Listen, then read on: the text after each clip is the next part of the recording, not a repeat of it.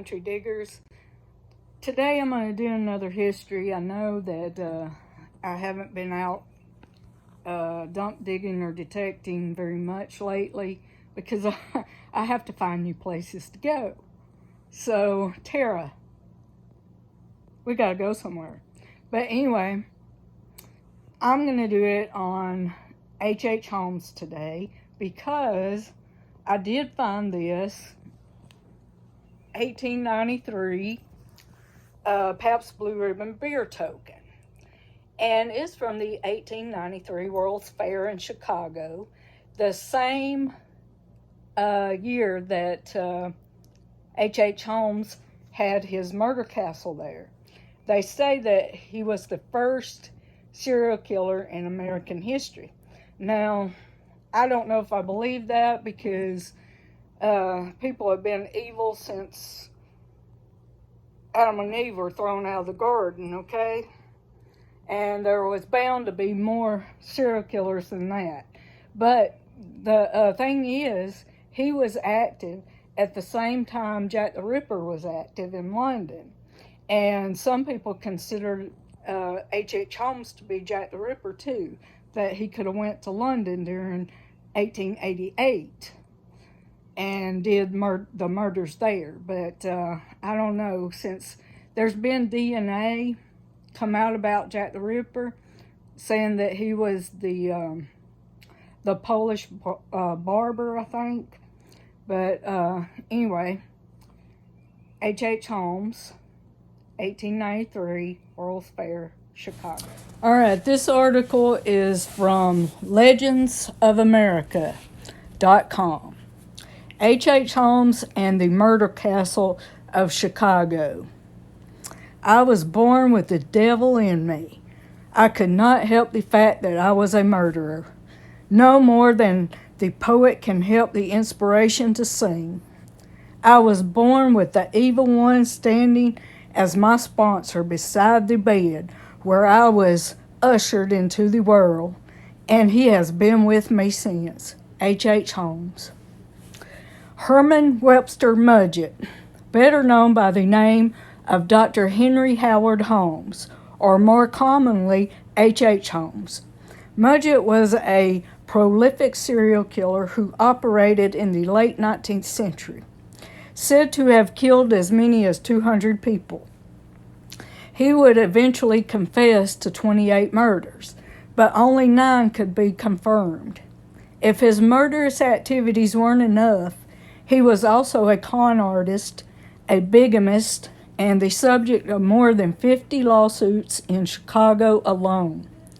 Mudgett was born in Gilmanton, New Hampshire, on May 16, 1861, to Levi Horton Mudgett and Theodate Page Price, both of whom were descended from the early English settlers. One of 5 children, his father was a farmer who sometimes worked as a trader and house painter. His parents were devout churchgoers. Young Herman was said to have shown a high intelligence at an early age and excelled at school. However, he was bullied by his peers, and there were signs of what was to come. Practicing surgery on animals and cruelty towards smaller children, some accounts indicate that he may have been responsible for the death of a friend. At the age of 16, Holmes graduated high school and took a teaching job in Gilmanton, and later in nearby Alton. On July 4th, 1878, he married Clara Lovering, the daughter of a well-to-do family who would help to pay for his education. The couple would have a son in 1880. In 1879, at the age of 18, he enrolled in the University of Vermont in Burlington, but left after only 1 year. 2 years later, in 1882, he entered the University of Michigan's Department of Medicine and Surgery and graduated in June of 1884. During his schooling, he worked in the anatomy lab under the chief anatomy instructor. At some point, he also apprenticed under Dr. Naaman Wright, who a noted advocate of human dissection in New Hampshire. It was there that he discovered a passion for dissecting cadavers. It was during this time that Mudgett began a life of various frauds and scams. As a medical student, he stole corpses, burned or disfigured them, and then planted the bodies, making it look as if they had been killed in an accident. In the meantime, he took out insurance policies on them and collected the money once the bodies were discovered. He was also known to have profited by stealing and selling cadavers and skeletons. Known to have developed a passion for dissecting corpses, he was thought to have used the body for experiments as well. At the same time, housemates described Mudgett as treating Clara violently, and in 1884, before his graduation, she and their son moved back to New Hampshire and never saw him again. He then moved to Moore's Fort, New York, where a rumor spread that Mudgett had been seen with a little boy who later disappeared. Herman claimed the boy went back to his home in Massachusetts. No investigation took place, and Mudgett quickly left town. He was next living in Philadelphia, Pennsylvania, where he got a job as a keeper at Norristown State Hospital. But he quit after a few days. He then went to work in a drugstore in Philadelphia. But while he was working there, a boy died after taking medicine that was purchased at the store. Holmes denied any involvement in the child's death and immediately left the city. In 1886, though he wasn't divorced from Clara Mudgett, married a woman named Marta Belknap in Minneapolis, Minnesota. And the couple would eventually have a daughter. He filed for divorce from Clara a few weeks after marrying Marta, alleging infidelity on her part, but the claims could not be proven, and the suit went nowhere. Surviving paperwork indicated that she probably was never informed of the suit, and the divorce was never finalized. Also, in 1886, Mudgett changed his name to Henry Howard Holmes, probably to hide from the insurance scams that would later be discovered. He and his wife Marta then moved to Illinois, where they lived in Wilmette. However, Holmes spent most of his time in Chicago. There he went to work at Holton's Drugstore at the southwest corner of South Wallace Avenue and West 63rd Street in Englewood. Dr. Edward Holton was a fellow Michigan alumni,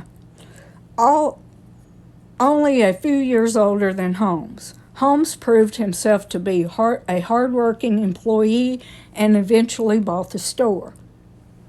He then purchased an empty lot across from the drugstore, where construction began in 1887 for a two-story mixed-use building with apartments on the second floor and retail spaces, including a new drugstore on the first.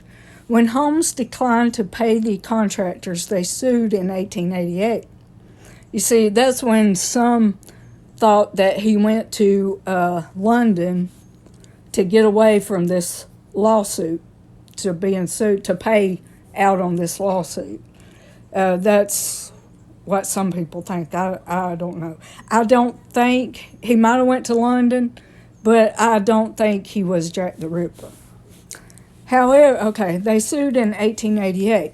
However, construction continued, during which time Holmes hired and fired several construction crews. See, that right there says that he actually stayed there for two reasons. One, so that no one would have a clear idea of what he was doing, and two, so he could claim bad workmanship and refuse to pay for services. Later, the police would determine that he never paid a cent for any of the materials that went into the building. The neighborhood folks soon dubbed the building the Castle. After construction was complete in 1891, Holmes placed ads.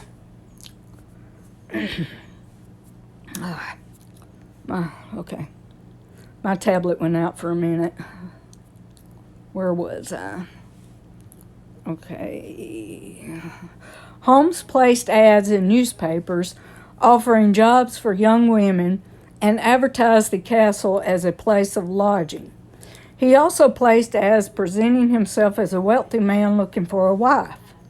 All of Holmes' employees, some hotel guests, fiancés, and wives, were required to have life insurance policies. With Holmes or one of his aliases being the beneficiary, people started to disappear. By this time, Holmes was not being faithful to his second wife, Marta, and began to have an affair with a woman named Julia Smythe Connor. She was the wife of Alex Connor, who had moved into Holmes's building and began working as a bookkeeper and at his pharmacy's jewelry counter. After Connor found out about Julia's affair with Holmes, he quit his job and moved away, leaving Julia and her daughter Pearl behind. Julia and Pearl remained at the hotel, and she continued her relationship with Holmes. Around Christmas of 1891, Julia and Pearl disappeared. They were most likely his first known murders. Holmes would later claim that Julia had died of an abortion, though what truly happened to the two was never confirmed. In 1892, Holmes added a third floor to his building, telling investors and suppliers that he intended to use it as a hotel during the upcoming World's Columbian Expedition, which was the 1893 World's Fair. Though the hotel portion was never completed, furniture suppliers found that Holmes was hiding their materials, for which he never paid. In hidden rooms and passages throughout the building, their search made the news, and investors for the planned hotel pulled out of the deal. In May 1892, another girl named Emmeline Surgard began working in the building, and she disappeared in December. Another neighborhood girl by the name of Edna Van Tassel also vanished at about the same time and was thought to have been another potential victim. In the meantime, Holmes made the acquaintance of Benjamin Pitzel when he placed an ad in search for carpenters. Pitzel was also a petty criminal and alcoholic. Despite his issues, the two became close friends, and Pitzel would quickly become Holmes's right-hand man for several criminal schemes. In early 1893, a one-time actress named Minnie Williams moved to Chicago, and Holmes offered her a job at the hotel as his personal secretary. Williams owned some property in Fort Worth, Texas, that Holmes convinced her to sign over to him. Holmes later transferred the deed to Pitzel. In May of 1893, Holmes and Williams presented themselves as man and wife, rented an apartment in Chicago's Lincoln Park. Minnie's sister, Nanny, came to visit, and in July she wrote to her aunt that she planned to accompany Brother Harry to Europe. Neither Minnie nor Nanny were ever seen alive after July 5th, 1893. In 1893, Chicago was given the honor of hosting the World's Fair, a cultural and social event to celebrate the 400th anniversary of Columbus's discovery of America. The event was scheduled from May to October and attracted thousands of people from all over the world. During this time, Holmes opened up his home as a hotel for visitors. Some would never be seen again. To best take advantage of Chicago's influx of tourists, Holmes advertised in the newspaper. In these ads, he called the castle, which was only a few miles away from the fairgrounds, the World's Fair Hotel. Holmes not only ensnared soon-to-be victims by newspaper ads, but he also attended the fair in the company of the Pitzel children. There, the impeccably dressed doctor would turn on the charm, luring wealthy women to his castle with the promise of a good night's rest, usually from out of town and unnoticed in huge fair crowds. They were impossible to trace once they vanished into the castle's dark recesses. The list of the missing when the fair closed was a long one, and for most, foul play was suspected. How many of them fell prey to Holmes is a mystery, but no fewer than 50 people who were reported to the police as missing were traced to the castle where their trails ended. On August 13th, 1893, the third floor of Holmes's building caught fire. Luckily, only a few people were in the building. All employees, long-term residents who were able to get out. Holmes had taken out insurance policies on the building with at least 4 companies, all of which promptly sued rather than pay. With insurance companies pressing to prosecute Holmes for arson, Holmes left Chicago in July 1894. He reappeared in Fort Worth looking to build on the property that Minnie Williams had transferred. That same month, however, he was arrested and briefly incarcerated for the first time on the charge of selling mortgaged goods in St. Louis, Missouri. While he was in jail, he struck up a conversation with a convicted outlaw named Marion Hedgepeth, who was serving a 25-year sentence.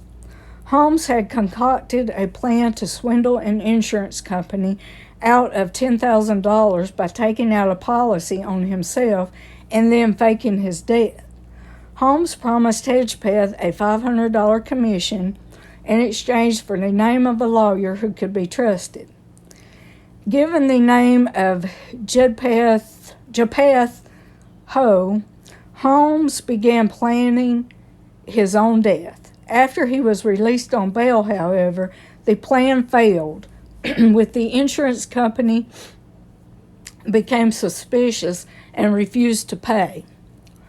Holmes did not press the claim. Instead, he concocted a similar plan with his friend Benjamin Pitzel.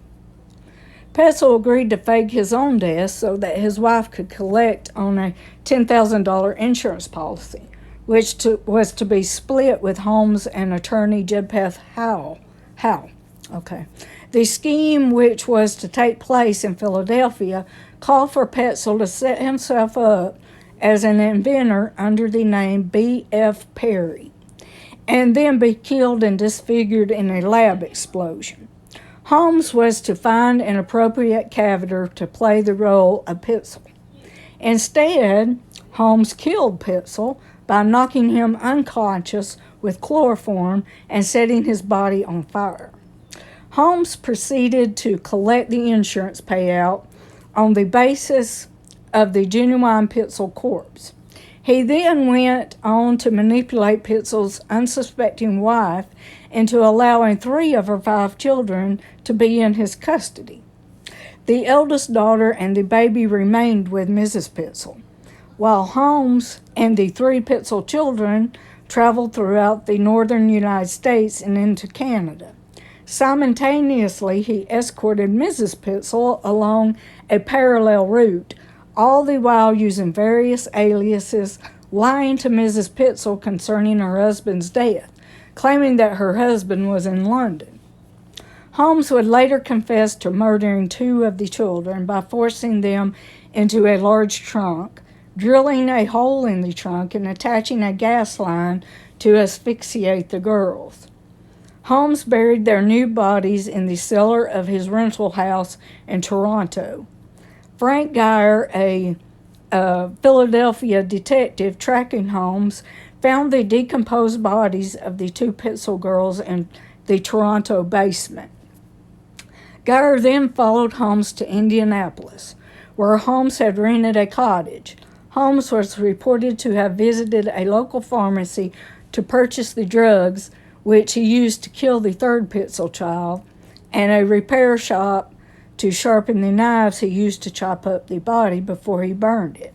The boy's teeth and bits of bones were discovered in the Holmes chimney. On January 17, 1894, Holmes married for a 3rd time to a woman named Georgiana Yoke in Denver, Colorado. He was still legally married to both Clara and Marta. Get me a drink.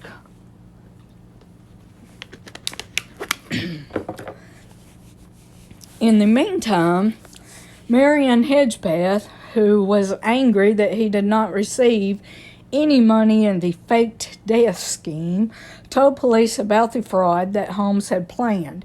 Afterwards, the authorities doubled their efforts to find the elusive killer. Holmes' murder spree finally ended when he was arrested in Boston, Massachusetts on November 17, 1894. After being tracked there from Philadelphia by the Pinkertons, he was held on an outstanding warrant for horse theft in Texas. As the authorities had become more suspicious at this point, and Holmes appeared posed to flee the country in the company of his unsuspecting 3rd wife. During his time in custody, Holmes initially claimed to be nothing but an insurance fraudster, admitting to using cavilers to defraud life insurance companies several times in college, but over time his stories changed. Once admitting to killing 28 people, other estimates range from 20 to as many as 200 victims. While he was incarcerated, Holmes was paid $7,500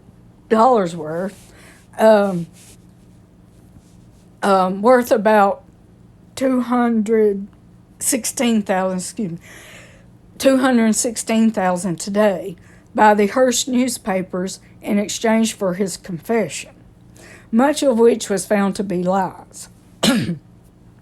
Holmes gave various contradictory accounts of his life, initially claiming innocence and later that he was possessed by Satan, which could be true right there. Either he was possessed by Satan or heavily influenced by him. His many lies made it difficult for investigators to determine the truth. With Holmes behind bars, Chicago police began to investigate Holmes's building. The ground floor of the building was divided into ordinary retail spaces, including a jewelry store, pharmacy, blacksmith shop, barber, and restaurant. The 3rd floor consisted of apartments, offices, and Holmes' living quarters. But on the 2nd floor and basement, they discovered an elaborate house of horrors. The 2nd floor was a maze of some 35 windowless rooms, stairs and doors that led nowhere, false partitions, trapdoors, secret passageways, and a staircase that opened out over the steep drop to the alley behind the house. There were also trapdoors and dumbwaiters that enabled him to move the bodies down to the basement. Some rooms were soundproof and had peepholes, enabling Holmes to monitor their interiors. Others were connected to a gas line where victims could be asphyxiated. The basement held a crematorium, a blood-splattered dissection table, vats of acid, surgical implements, various jars of poison, pits of quicklime, and torture devices attached to the walls. Holmes is thought to have stripped many of the bodies down to their skeletons in order to sell them for medical study. Okay, I have a little insight right here. You know that some of the serial killers of today, like what was his name? Everything goes out of my head just about. Okay, the one that first said that he wanted to give his brain to, when they killed him in prison, he wanted to give his brain to science. Who was that? Ted Bundy. He wanted to give his brain to science because he wanted people to know what made him the way he was. And they found that his brain was perfectly normal. That's because I think that he was possessed. He was possessed by a demon. And that when he died, the demon went out of him and his brain was normal then. Because if you die, a spirit, a demon, cannot stay in a dead body. Okay? It goes out of the body when you die. And that's the reason they couldn't find anything wrong with his brain. His brain was normal, like a normal person. Now, how they get like this, maybe from abuse, I don't know, abuse, lots of abuse maybe, and they get to where they're evil, turn evil, and they're influenced and possessed by a demon. And that's what a psychopath is. They feel nothing. They don't feel normal human emotions. That's a psychopath. That's a demon. Okay? And when that person dies, the demon goes out of them. So they're left with a normal brain again. That's my take on it. Okay. Anyway. All right. Where did I go? Where did I get to? Not only did they find the equipment to produce evil. Okay, that was to produce evil right there. Okay. But they also found large quantities of human bones, tufts of hair, blood-stained linen, and pieces of clothing that appear to have been hastily concealed. That's a demon doing that. That is not a human being. That is a demon. And he was right. He was right when he said that the devil was in him. He was right. Okay. That appear to have been hastily concealed. Portions of bodies were so badly dismembered and decomposed that it was hard for them to determine exactly how many bodies there really were. A demon. The building soon became known as the Murder Castle. After a trial in which he acted as his own attorney, Holmes was sentenced to death for the murder of Benjamin Pitzel. Isn't it strange how these psychopathic serial killers want to be their own attorneys? Ted Bundy did too, and Charles Manson did. I mean, you can go down the line. The Night Stalker, he did. And, what do they call him? The Night Stalker, I think. He was his own attorney too. Okay. Anyway, after the trial in which he acted as his own attorney, Holmes was sentenced to death for the murder of Benjamin Pitzel in 1895. Holmes appealed his case but lost. Though Canada and Illinois both tried to extradite Holmes from Pennsylvania, he was executed. He met his end on May 7, 1896, when he was hanged for the Pitzel murder in Philadelphia, Pennsylvania. Until the moment of his death, Holmes remained calm and amicable, showing very few signs of fear anxiety, or depression. During the hanging, Holmes' neck did not snap. He instead was strangled to death slowly, twitching for over 15 minutes before being pronounced dead, 20 minutes after the trap had been sprung, which served him right. Holmes asked for his coffin to be contained in cement and buried 10 feet deep because he was concerned grave robbers would steal his body and use it for dissection, which they should have went after they killed him. They should have went and dissected his body just like he did his victims, even though he'd have never known it. If they would have did that would have been the icing on the cake, wouldn't it? Holmes' life as one of America's first serial killers has been the subject of many books, documentaries, and a feature film. The castle itself was mysteriously gutted by a fire in August 1895. According to newspaper clippings from the New York Times, 2 men were seen entering the back of the building between 8 and 9 p.m. About half an hour later, they were seen exiting the building and rapidly running away. Following several explosions, the castle went up in flames. Afterwards, investigators found an empty gas can underneath the back steps of the building. The building survived the fire and remained in use until it was torn down in 1938. The site is currently occupied by the Inglewood branch of the United States Postal Service. In 2017, amid allegations that Holmes had in fact escaped execution, Holmes's body was exhumed for testing due to his coffin being contained in cement. His body was found not to have been decomposed normally. His clothes were almost perfectly preserved, and his mustache was found to be intact. The body was positively identified as being that of Holmes with his teeth. Holmes was then reburied, This was compiled and edited by Kathy Alexander and updated in May of 2020. Hope y'all enjoyed that.